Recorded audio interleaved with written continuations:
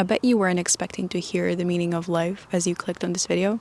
Let me just casually drop it on you because I'm nonchalant like that.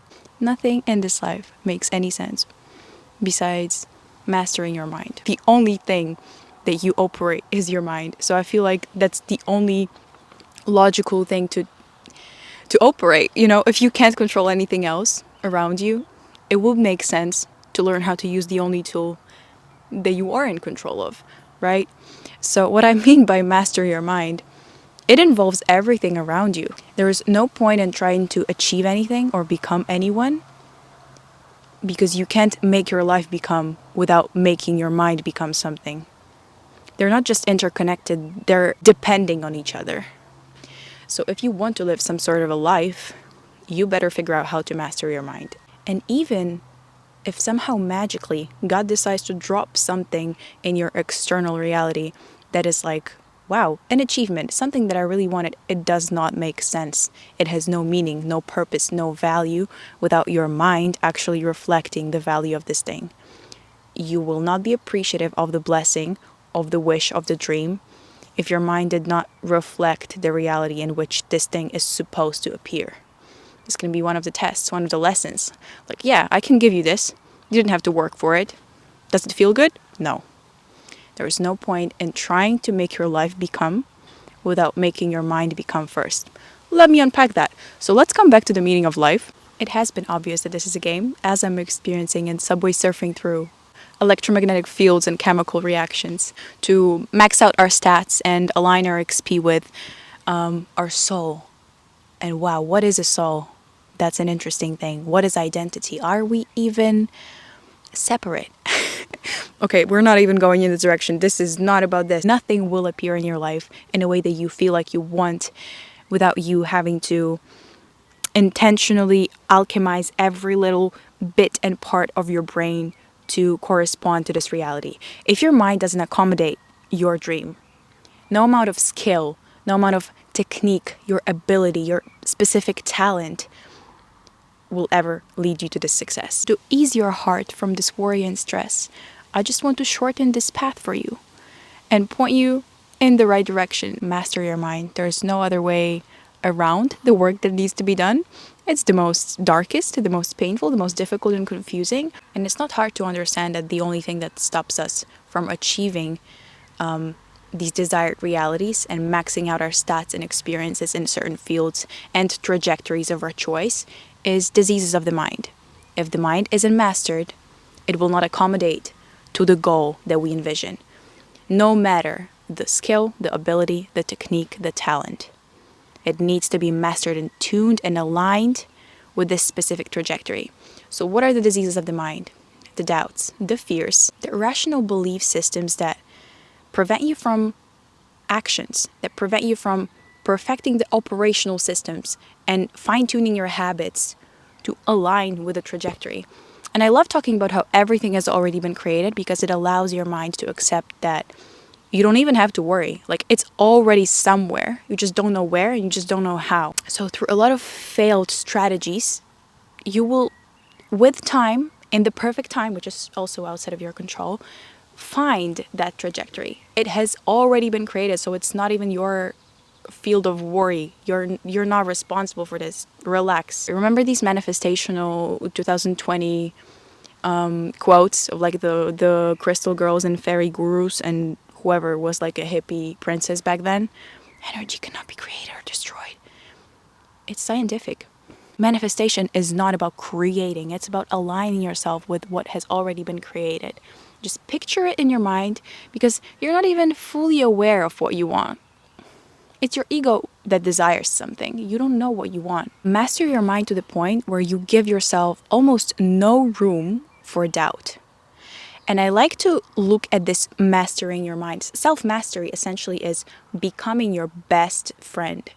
Becoming so loyal and so devoted to God that it's like your only purpose to come back home. To master your mind, to max out the stats to the point where you're not doing this to experience an external reality of some sort, but to free yourself of the mind to an extent that everything that is happening around you is just peaceful because you came back home. you did this for the right reason. You left yourself no room for the diseases of the mind. You're free from it completely.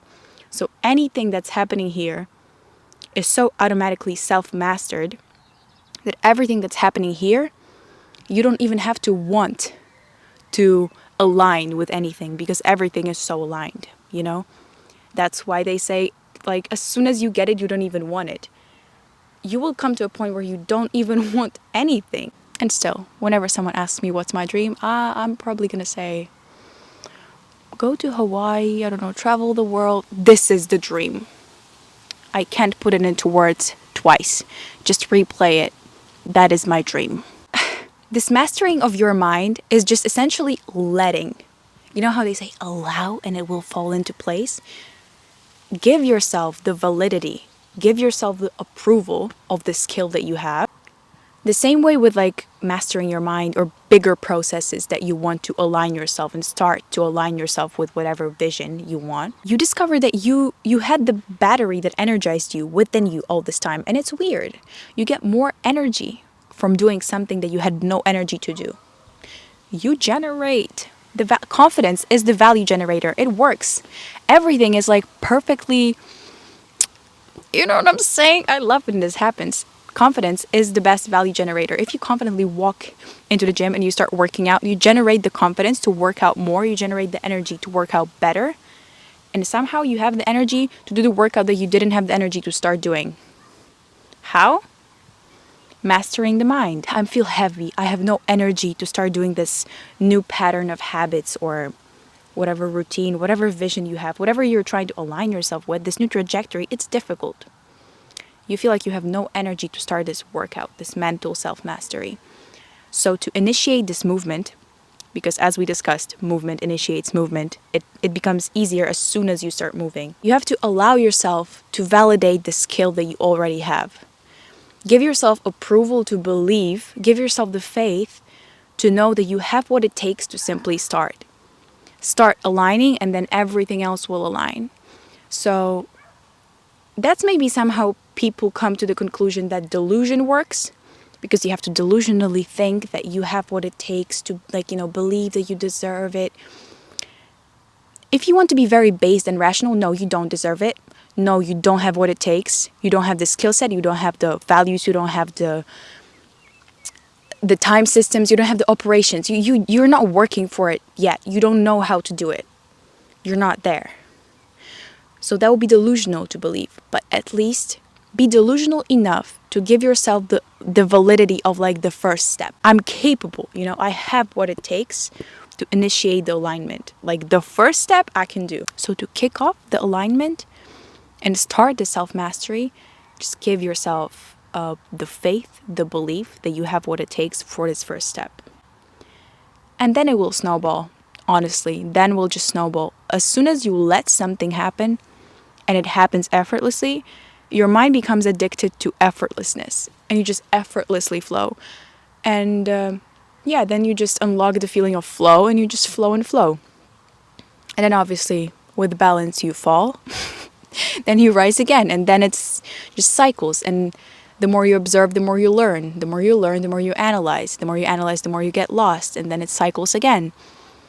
And then if you don't lose yourself in it, if you keep mastering your mind and you never give up on the self-mastery, you're going to keep maxing the stats, keep gaining XP, and keep freeing yourself from the diseases of the mind. Let's repeat the opening statement so it crystallizes. Nothing in your life will ever shift or change. You will never achieve anything new. You will never become anything new. Firstly, because it has already been created, it has already been achieved. It already exists somewhere, but you have never been there, so you don't know how to get there. What you are responsible for is mastering your mind and allowing yourself the faith in your skill and the ability to initiate movement, to make the first step and to allow everything else to fall into place, to align yourself with a trajectory that already exists somewhere. You're not responsible for the creation or of the whole process. You're simply the co-creator in this grand scheme of all the movies that have already been created. You just pick whichever one you like. You focus on what you are responsible for, which is the only thing you're in control of. Your actions, your habits, your thoughts. your reactions to your thoughts. And that's how you align. That's how you co-create, okay? Don't overcomplicate it. But remember that nothing will ever reflect, nothing will ever become, and you will never achieve before your mind becomes a vessel stretched enough to hold this desired reality, to hold this desired identity. You need to intentionally stretch your mind to the capacity of the experience that you want to see. So I briefly touched on being your friend in this process of mastering your mind to align to your desired identity or reality. What I mean is, you probably know that I'm very picky with friends. Not just because I'm picky, my standards are high, exactly because of that, but because I know that I can give a lot, and my heart, my mind is stretched to the point where our life can be great. But in order to generate this success in a relationship where two people exist, I need to make sure that my friend decreases my probability of failure. And that can mean a lot of things. But if someone decreases your probability of failure in any way by generating value for you, by increasing your confidence, by literally providing something in your life that helps you in certain fields, whether it's mentally, whether it's simply through just being themselves in your space, they decrease your probability of failure by serving you in some way, by showing you love. It can be through financial means, it could be through education, it can be through anything. If it decreases your probability of failure and helps you succeed, I view that person as a friend. We're on the same team, we're supporting each other, we're making this happen together, we're co-creating. So become that friend for yourself. Why are you on the opposite team? Why is your mind making you think that you can do something? Why are you allowing your mind room for doubt? That's not what a friend would do. I would not talk to that person if they were doubting me all the time, if they were talking down on me all the time. How is that a friend? Why is that allowed in my own mind, within my own relationship with myself? Nuh-uh. Self-mastery is becoming someone who will decrease your probability of failure. So automatically increase your probability of success by intentionally perfecting the systems that haven't been working.